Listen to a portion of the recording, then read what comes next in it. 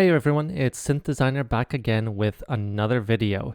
Today I'm going to be talking about some LFO tricks that you could use in Serum. I'm sure you could use these in other synthesizers. Serum just has some great abilities to use weird kind of unique LFOs, and I just want to show you some tricks and what you could do with them.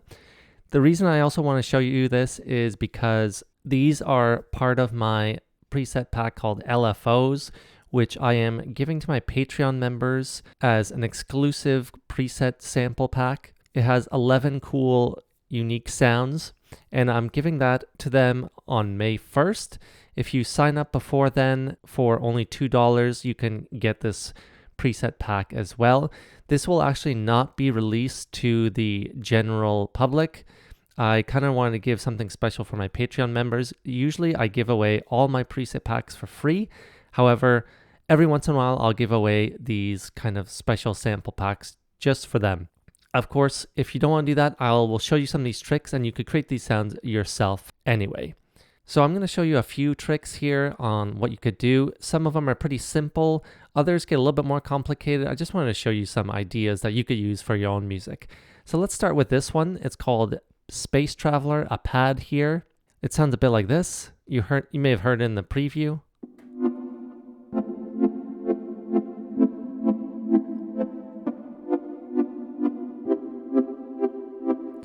So very simply, it's one of those kind of things that people don't think about. We often use separate programs, but you can create a kind of sidechain effect very easily through Serum. As you can see here, this is based basically on just this one LFO. Now, you may think this is a very simple trick, but maybe you don't, some people don't know it, but you can create basically any sidechain type of thing just with movement of these LFO shapes. So this was a triangle, you just kind of move things around and manipulate it. As you can see here, you just attach it to your filter and then you get this basic kind of sidechain effect. They have their own built-in sidechains as well. If you go, you could change them up into one of these. Change the kind of dynamic of it. And that is the cool part. It's very easy to sidechain through Serum. Now, the next one I want to show you here gets a little bit more complicated. This is called You Drop This, and let's just hear this. It's kind of this kind of unique sound to it.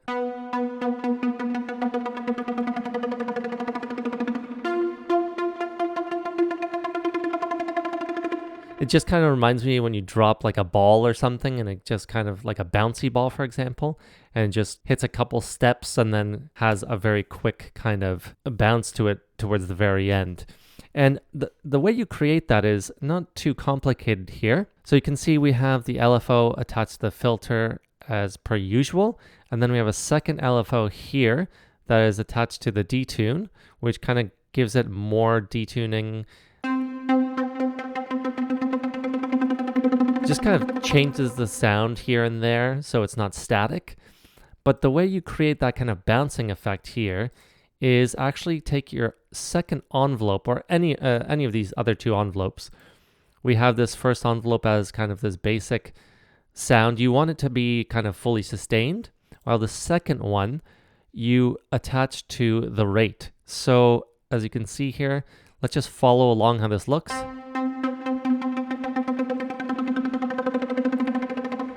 As you can see here as well,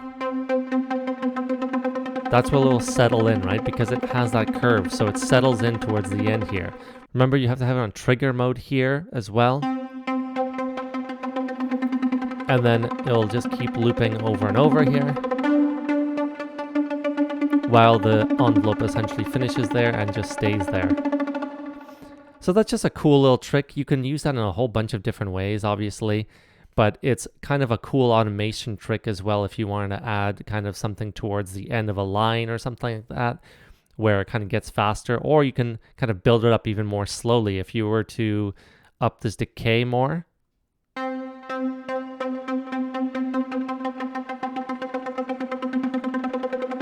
Obviously the lower the decay here, the faster it gets that ultimate kind of rate there. This next sound is kind of just a very simple way of using LFOs, but a lot of people think of using LFOs on the filter just in one way, but realistically, you should use them in multiple ways to create more different kind of sounds. And here we have 3 simple LFO shapes, but they're all used differently, and they all kind of lend a different character to it, which gives it the final character on its own. So let's just listen.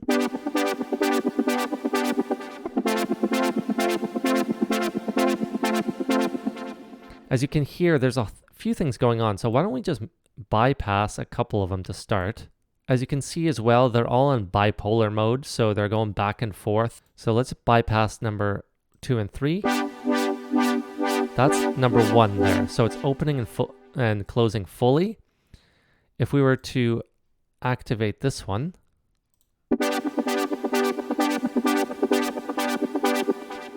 and then remove it or bypass this one now, it's also different rates as well. So think about that. The rates will matter. So you see this one on 4 bars. So if we were to put that one back, so you can hear the 4-bar one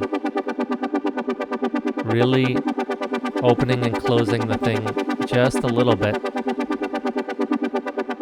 And it kind of slowly opens and closes it, while this one on a 16th rate is kind of going back and forth, not fully. And then if we were to turn this one back on, which is on a 1/4 rate,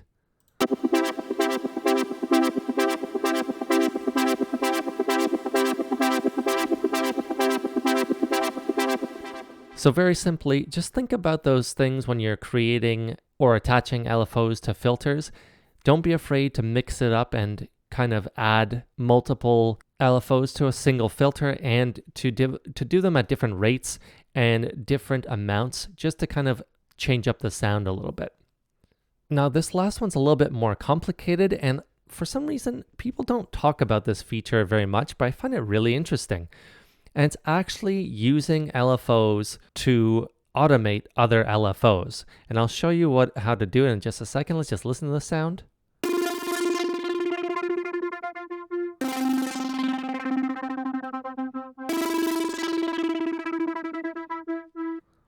So as you can see here, the envelopes are pretty simple. The first one here is the only one really doing anything. It kind of decays.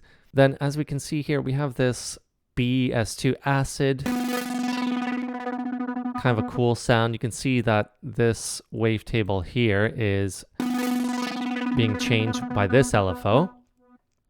And then we have this LFO on the filter cutoff and the level. So the filter is opening, but you can see it's going kind of nuts here. It's not just staying static.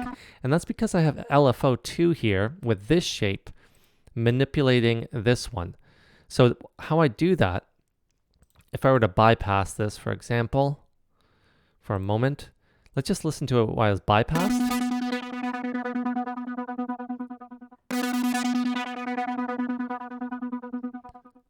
That was actually changing the rate here. As you can see here, we could go into the matrix here. LFO2 is changing LFO1's rate. So as you can hear, it's getting a lot slower as it decays here. But you can also see LFO1 is being changed here by this kind of, from this shape as well. If you right click here, you can essentially modulate the curve of things. And that's what I did here. If I right click, modulate curve, we have LFO bus 2 here, which is essentially modulating it. And if we go back to matrix, we have envelope 3 actually modulating LFO bus 2. So I just want to show you another example just from the beginning here, just to make it make more sense here. If we have this simple patch here, what we do here is go to modulate curve, LFO bus 1, open up this, and then say envelope 2. We go to envelope 2, right now not doing anything because it's a basic shape here. But if we were to do this, and then add LFO 1 to the filter cutoff here.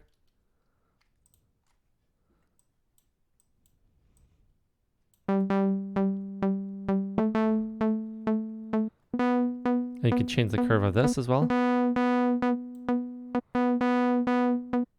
Or you can change the sustain and delay as well, or decay.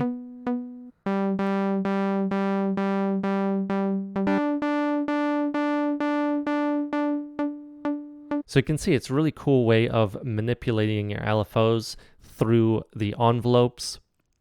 A lot of people just kind of miss this. This way the LFO doesn't even stay static, so you're essentially modulating the filter through the LFO, the envelope is modulating the LFO, and you could get into the kind of crazy cycles here.